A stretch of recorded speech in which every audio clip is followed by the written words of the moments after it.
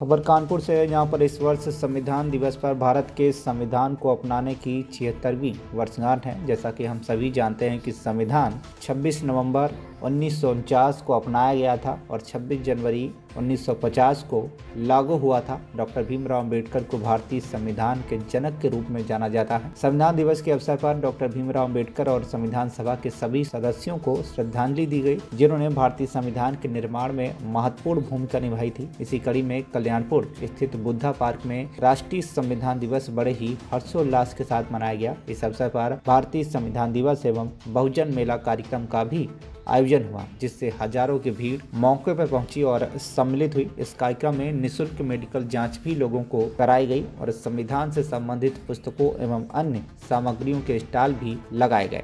आज के दिन आप क्या कहना चाहते हैं? देखिए, हम ये कहना सबसे पहले मैं अपना परिचय दूंगा। मेरा नाम शिवम सिंह आज़ाद है। मैं उपनाम बसपा वाले लिखता हूँ, युवा आयोग उत्तर प्रदेश। जैसा कि मैं आपको बता दूं, आज एक हमने वाहन यात्रा निकाली है, जो कि ये यात्रा कहाँ तक की निकाली है? ये यात्रा मसवानपुर शिव कुमारी स्कूल से निकाली थी। जो रास्ते में जितनी अंबेडकर प्रतिमा रही, अंबेडकर भवन रुके, वहाँ से रुकते हुए हम इस यात्रा को यहाँ पे समापन किए। यहाँ पे समापन, ये विशाल आज यहाँ पे बहुजन मेला लगा हुआ था। तो हमारे महापुरुषों से जुड़ी जो किताबें हैं या महापुरुषों से जो भी जुड़ी चीज़ें हैं वो यहाँ पे हैं और भारी तादाद में यहाँ पे लोग आए हैं। और ये मेला संविधान दिवस के मौके पर लगाया गया और इसका संदेश ये है कि कुछ मनुवादी ही कहेंगे कि कुछ मनुवादी यहाँ पे कुछ और बनाना चाहते थे। ये जो है बहन जी के द्वारा बनाई गई एक बुद्ध विरासत है, ये बहुजन समाज की आस्था का प्रतीक है। तो हम बहुजन समाज के लोगों को बताया, देखिए, यदि छोटे छोटे तिनके इकट्ठा हो जाएं तो मूसलाधार बारिश को रोक लेते हैं। हम 85% होकर के एक पार्क के लिए लड़ें।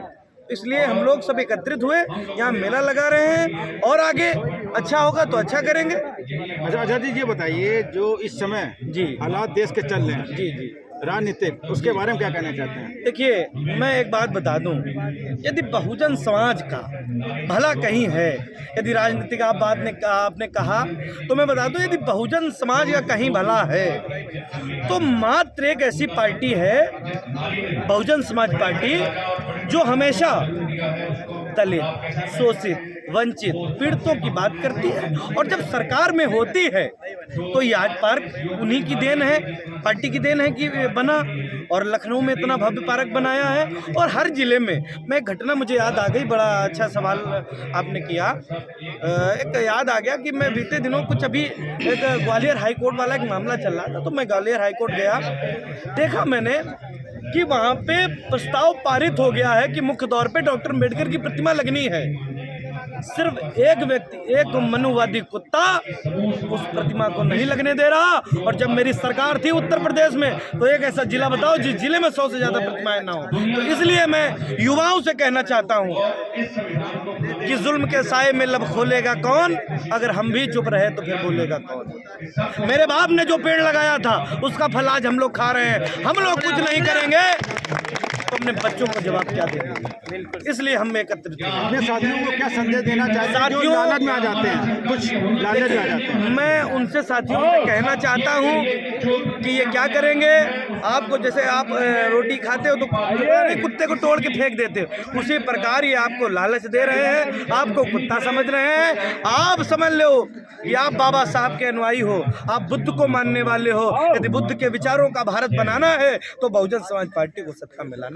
2027 के बारे में क्या तैयारी है? देखिए, युवाओं ने ठाना है बीएसपी की सरकार बनानी है। लगातार आप एक के ऊपर एक सवाल दाग रहे हैं, तो ये बहुत अच्छी बात है। और आप जैसे कुछ ही पत्रकार निष्पक्ष हैं जो सच दिखाते हैं। मैं भी बता रहा हूँ, लोकतंत्र का जो चौथा स्तंभ है वो अब स्तंभ नहीं रहा, आप देख सकते हैं। लेकिन कुछ आप जैसे जो निष्पक्ष, जो सच को दिखाने वाले, मैं आप लोगों का भी बहुत बहुत धन्यवाद करता हूं। और पूरा युवाओं, जो युवा है ये बीएसपी की ओर मुड़ चुका है भैया। और 27 में पूर्ण बहुमत की हम सरकार बनाने जा रहे हैं। आखिरी अपने एक अनुरोध सवाल है। अरे सर, अच्छा लगा। जो दलित समाज शब्दों का प्रयोग किया जाता है, क्या उचित है? देखिए वो आदरणीय नहीं ये बहुत बड़ा पॉइंट है। देखिए ये ये अपना मैं पॉइंट इस पे एजुकेशन ये ठीक बात है। देखिए मैं इस पे कुछ नहीं कहूँगा, इसलिए कुछ नहीं कहूँगा कि काफ़ी समय पहले मैं अब काफ़ी दिनों से तो नहीं सुना, बहन जी ने पहले इस बार का शायद अदर पार्टियां भी कहती हैं जो उसका चुनाव में मुद्दा लाभ उठाती हैं उसके तो बारे इस में। विषय में हम कुछ इसलिए नहीं करेंगे क्योंकि इस विषय के बारे में अब आपने कहा हम थोड़ा और चर्चा करेंगे, इस विषय में हाँ अध्ययन करेंगे, फिर आप अगली बात में बताएंगे, है ना। आपने समय दिया सर।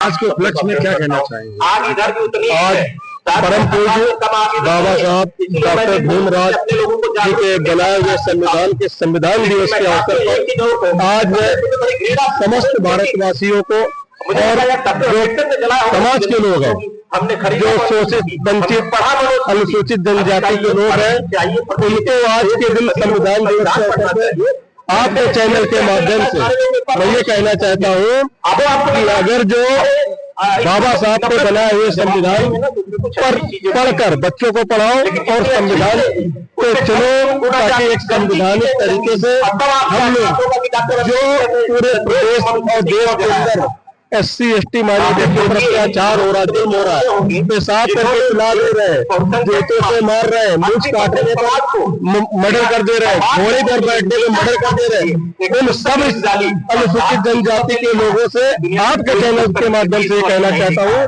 कि बाबा साहब ने कहा था कि हमें न मानो, लेकिन हमारे बनाए हुए सुनो तो चलो, हमारे संविधान को मानो। और जब भारत देश में रहने वाले लोग संवैधानिक तरीके से संविधान को मानेंगे तो उनका भला होगा और उद्धार होगा। ये आपके चैनल के माध्यम से पूरे देश के अनुसूचित वंचित जाति के लोगों को संदेश देना चाहता हूँ। कानपुर से भरत पांडे की रिपोर्ट, TV1 इंडिया न्यूज।